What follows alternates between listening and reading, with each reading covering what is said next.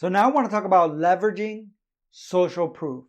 See, the internet has truly revolutionized many aspects of marketing, and especially how we perceive the value of products and services. More and more, we see that customers have power to influence the success of a product or services by using their voice to express their experience with it. This is called social proof, and it's important for you to consider. But before I go over what it is, first I want to tell you why you should even care in the first place. And one thing is that 70% of consumers state that they look at reviews before decide if they're going to buy something. 63% of consumers state that they're more likely to buy something from a site if they have reviews and ratings on their products. That's a big difference. So what is social proof anyways? So the social proof theory was first popularized by psychologist Robert Cialdini. See, you must keep in mind that as social beings, we are strongly influenced by other people and their behaviors and their perception. So this theory states that when a person does not know what the best behavior would be, including whether or not to make a purchase, they look at what others are doing to help them decide, and they imitate their behavior. This is especially true when the mind feels overwhelmed, it has to make a big decision, doesn't know what to do. We look at other people to help guide us. See, consumers look for this social proof by reading customer ratings and reviews. They can also get social proof by reading or hearing about testimonials or success stories offered to them through marketing material, such as on websites or email campaigns. There's also a number of other ways of appealing to customers' needs to feel confident in their decision and seek reassurance from others. So I want to give you a number of methods and a number of tips for establishing social proof, because obviously you already know how important it is to your business if you look at the stats. So first of all, rating and reviews. And again, you might be doing some of this already, but we'll go through it. See, if your product or service is sold in a place that has a rating and review, it's worth putting in the effort to make sure customers are happy and give you good feedback. But you should always be trying to make your customers happy regardless, because there are strategies for doing this, but it's beyond the scope of what we're talking about when it comes to digital marketing campaigns. And then there's stories. Keep in mind that more than a 5-star review, what will make a biggest impact on how a customer sees your product or service is a story that they can connect deeply to, such as someone sharing how your product or service truly impacted their life in a meaningful way. At the end of the day, stories are more persuasive because at our core, we are storytellers, because that is how our ancestors learn and pass knowledge of information. They share stories with each other. In other words, they work because our brains are primed for them. They're hardwired. So this brings us to the next method, which is testimonials. So including testimonials and success stories, which we've talked about elsewhere in the course, is a great way to really show customers the benefits of your product or services and really softens the resistance of going and giving it a try. Many of the following tips will help you know how to include these stories in a way that provides social proof. The first one is similarity. See, people are more willing to follow social proof when they feel other people are similar to them, when they can connect with them. In fact, research on implicit egotism shows that people subconsciously look for people that they can relate to in some level or another. And this could be based on their needs, age, genders, physical appearance, or common experiences. So this means that generic social proof may not be effective. Someone just says, well, it's a great product.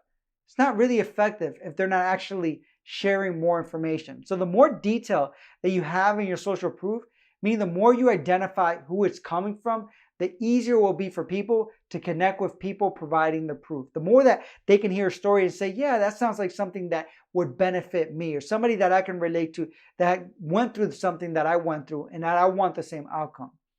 The other part, visualization. See, the mirror neurons in our brains cause us to reflect on other people's feel within ourselves. When it comes to testimonials or other social proof, if it helps us create a realistic mental image of what it looks like and feels like, our mirror neurons will make us able to see ourselves in the same situation and feel more connected to both the person providing the proof and to the product itself, making them more eager to want to buy your service or product. The other part is expertise. See, people are more influenced by social proof if they perceive the person providing those social proofs of having expertise, credibility, or that the person has more information than they do. This is called the halo effect in psychology. And research has shown that we may judge a person's opinion based on our impression of that person. For example, a website, renttherunway.com, has a 200% higher conversion rate for site visitors who have referred to them from fashion magazines or bloggers or people that are social influencers that people respect. This is because customers assume that these experts know what they're talking about, and if they know what they're talking about, then they should follow their advice. The other part is crowds. And there's a power in numbers because people trust the wisdom of crowds. The more these appear to be consensus, the product or service is a good investment, the more powerful the social proof will be. The more source of credibilities there are, the more powerful the social proof will also be. So why does this work? Because people have a fear of missing out on something, which is being in the know, which is a type of social anxiety. In other words, people become genuinely concerned that they will miss out on the opportunity when they see that others are in the know and are already taking advantage of it.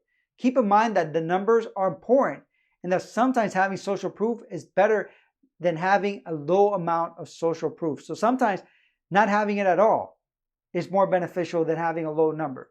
Why? Because, for example, if you only have one review for a product, it may tell people that the product or service is less trustworthy, too new to place your trust in it, or not being used by other people because it kind of stinks and it's not a good product or service, which may not be the case at all, but people may assume that. For example, you may have seen marketers mention the number of subscribers or members that they have. For instance, if there's a call to action, sign up for a new newsletter, it may say, you'll be joining 20,000 other entrepreneurs who want to grow their business.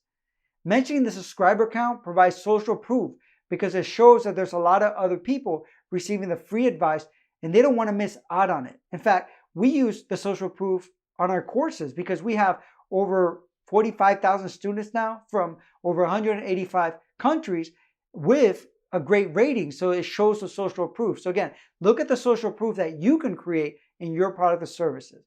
Images also. Research published in the Psychonomics Bulletin Review has demonstrated that images are a very powerful tool in providing social proof. They found that using an image of a person giving the review will significantly amplify the trust factor. Just make sure that the person looks friendly, because if you have someone that doesn't look friendly, it doesn't work.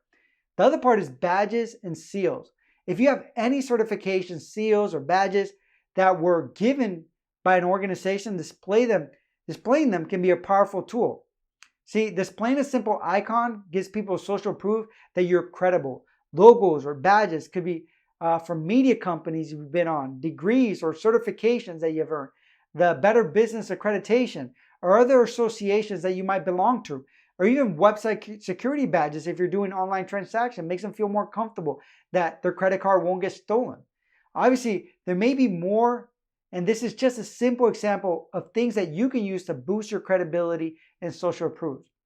Also, displaying clients' customers. See, this is a simple tactic that you can use to add social proof or credibility. It is where you display the logo of past clients.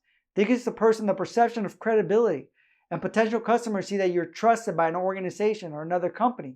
This can help show that you have worked with big names, relevant names, exciting clients, or even just had a lot of clients in general. Again, this sets a foundation of credibility.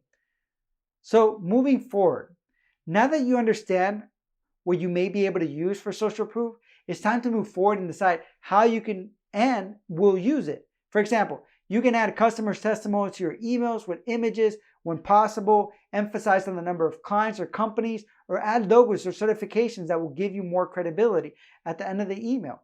So look at how you can incorporate this information, because again, if you do it, social proof is proven to be one of the most important things in helping people take the next step into action to buying services or products. Thank you.